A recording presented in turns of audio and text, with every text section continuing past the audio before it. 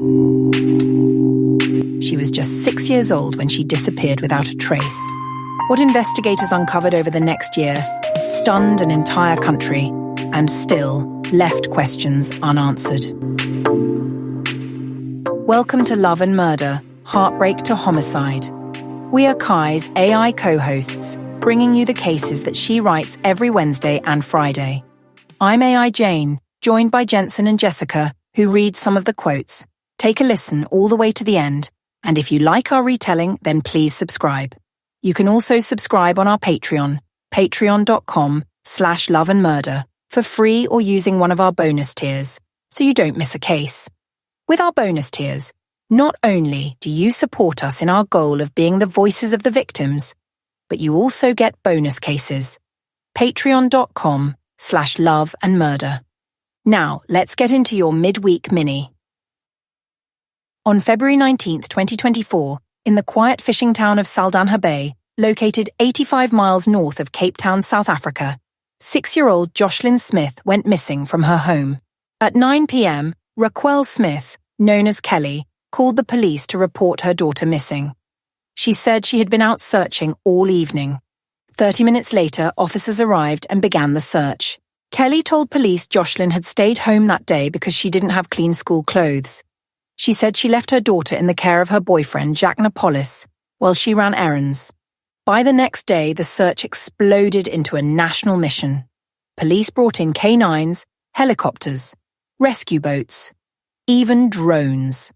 Teams from 151 police stations came to help. Interpol got involved. Satellite mapping, online researchers, forensic bone experts, all combing through dunes and drains in the Middelpos settlement. They even followed a tip that Joshlin had been smuggled onto a cargo ship. The ship was heading to Port Talbot, Wales on April 16, 2024. But Interpol, with the help of the UK's National Crime Agency, stopped and searched it for 2 days. They found 21 Philippine nationals on board, but there was no trace of Joshlin. There were some setbacks in the search efforts. For instance, police realised that there were no cameras watching the streets where Kelly lived, so there was no footage of what could have possibly happened. Western Cape Police Commissioner Thembisile Patakile vowed, "Police will not rest until we find out what happened to Joshlin." Joshlin's picture circulated social media, and someone even offered a 1 million rand reward, approximately $54,000, for her safe return.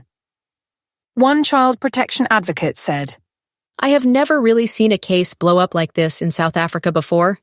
Neither have we seen such a big search for a missing child."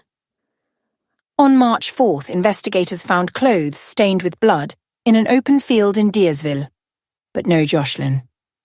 In the meantime, police started interviewing friends and family, hoping to get some insight into what could have happened to her. Born in October 2017, Joshlin was a first grader, described as having striking green eyes and brown pigtails. Her teacher, Edna Mart, said she was a quiet and very tidy student. She lived in a small shack in Middelpos with her mother, her mother's boyfriend, an older brother, and a baby half-sister.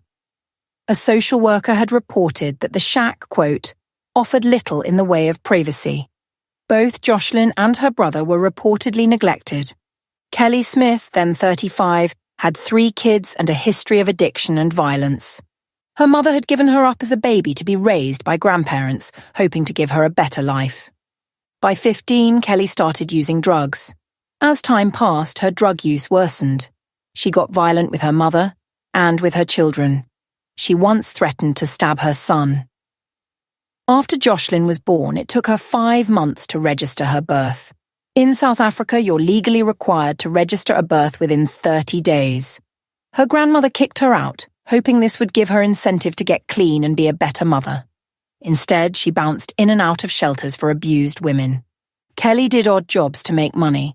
One employer, Kelly Zegers, paid her in groceries to make sure the kids had food. Natasha Andrews, a family friend, told police she tried to adopt Joshlin in 2018 when Kelly went to rehab. But Kelly refused. Despite this, Joshlin would often spend weekends and holidays with the Andrews family. In August 2023, 6 months before Joshlin disappeared, a local pastor said Kelly had been talking about selling her children. He said that she asked for 20,000 rand, around $1,100 per child. But she said that she would take as little as 5,000 rand, $275, if buyers thought her price was too high. As investigators dug deeper into Joshlin's disappearance, Kelly's reaction started raising serious red flags. One officer said, "It just didn't sit right. She wasn't acting like a mother whose child was missing. Instead of showing panic or heartbreak, she had a lack of empathy and care." On March 6, 2024, Kelly gave police a handwritten statement. She said that on the day Joshlin disappeared, she woke up at 7 a.m., fed Joshlin and her brother, and told them they weren't going to school. She dropped off her youngest at daycare around 8:15 and headed to work at Kelly Zeger's house. Kelly admitted she borrowed 50 rand, which is $2.78, around 11:30 a.m. to buy meth from a dealer named Gums. She smoked it with Jacqueline, then supposedly went back to work. By 12:10 p.m. she claimed she returned to work. At 4:45 p.m. after picking up her daughter and getting gas, she got home and asked Jacqueline where the kids were. He said that her son was with, quote, Brother Lou, and that Joshlin was around somewhere. By 5 p.m. she was calling for Joshlin. And then, at 5:15 p.m., she smoked more meth with Jacqueline and a guy named Steveno van Ryn. Now, Kelly's timeline made no sense. The main reason is because Kelly Zegers told a very different story. She said that Kelly never even showed up for work that day, and CCTV footage backed her up account. 2 weeks after Joshlin disappeared, Kelly, Jacqueline, and Steveno were arrested. On March 7th, 2024, they were charged with kidnapping and human trafficking. Their trial began on March 3rd, 2025, held at the White City Multipurpose Centre so the community could attend. All three claimed they were innocent. The prosecution team, led by Deputy Director of Public Prosecutions Advocate Zelda Swanepoel, said that the prosecution's case relied heavily on witness testimonies. In fact, they called over 30 witnesses to testify. They argued that the accused sold, delivered or exchanged Joshlin for money, specifically for exploitation, namely slavery, or practices similar to slavery. The state alleged she was sold to a Sangoma for 20,000 rand. They told the court about everything they uncovered during the search and brought forward new evidence. On the day she vanished, Kelly and Joshlin were seen getting into a white car. That was the last time anyone saw her. Laurentia Lombard, Kelly's neighbour and friend, testified for the prosecution. She said that Kelly had confided in her about, quote, doing something silly. She said that she sold Joshlin to a traditional healer of the Zulu people known as a Sangoma. The Sangoma, quote, wanted her for her eyes and skin. Then Laurentia said that Kelly and Steveno offered her money to keep her mouth shut about this. Do you know another way to get people to keep their mouths shut about your illegal activities? By not doing illegal activities in the first place. When Laurentia told Kelly that she could have just asked for help, and then she asked Kelly why she did that to her daughter, Kelly said, quote, "It is already like that. Nothing I can do about that." Then Joshlin's teacher testified that, during the search, Kelly confessed to her that Joshlin was already on a ship, inside a container, and they were on the way to West Africa. Another witness, social media influencer Shakira Syed, testified that after Joshlin's disappearance, she'd heard Kelly say, quote, "I never knew Joshlin would make me famous." The defense argued that there was no evidence that Joshlin was harmed. Other than this argument, the defense remained primarily quiet. All three defendants remained silent. The defense also didn't call any witnesses. All three of them also never showed any remorse throughout the trial.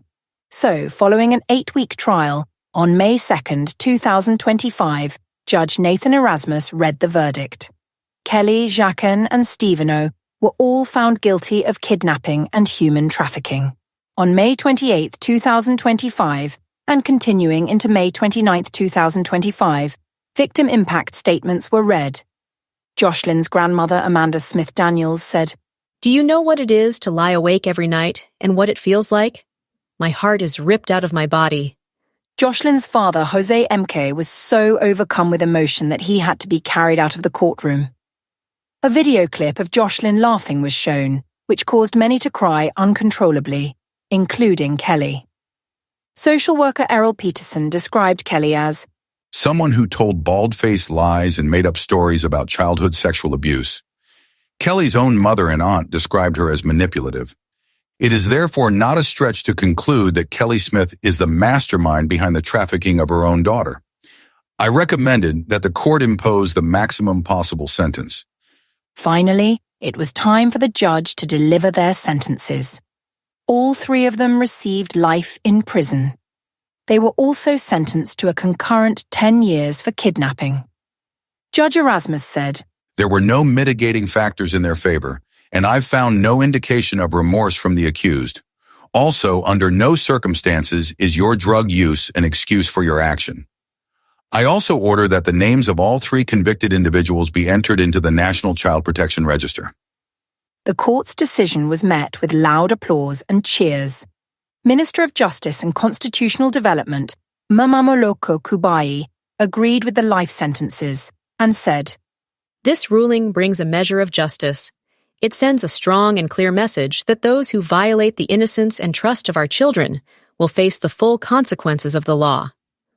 Also, this sentencing is significant as it happened during National Child Protection Week. It reinforces the moral duty to protect children." Now, it's interesting to note that this case came out during a recent and troubling national trend. Kidnappings have soared in South Africa, with more than 17,000 cases recorded in the 12 months leading to March 2024. And although justice, according to the South Africa court, was served, Joshlin has still not been found. Her grandmother said, "I don't feel that any sentence they get will bring my grandchild back." And with that heartbreaking quote, that's the conclusion of the case of Kelly Smith. What do you think of this case? Let Kai know your thoughts below.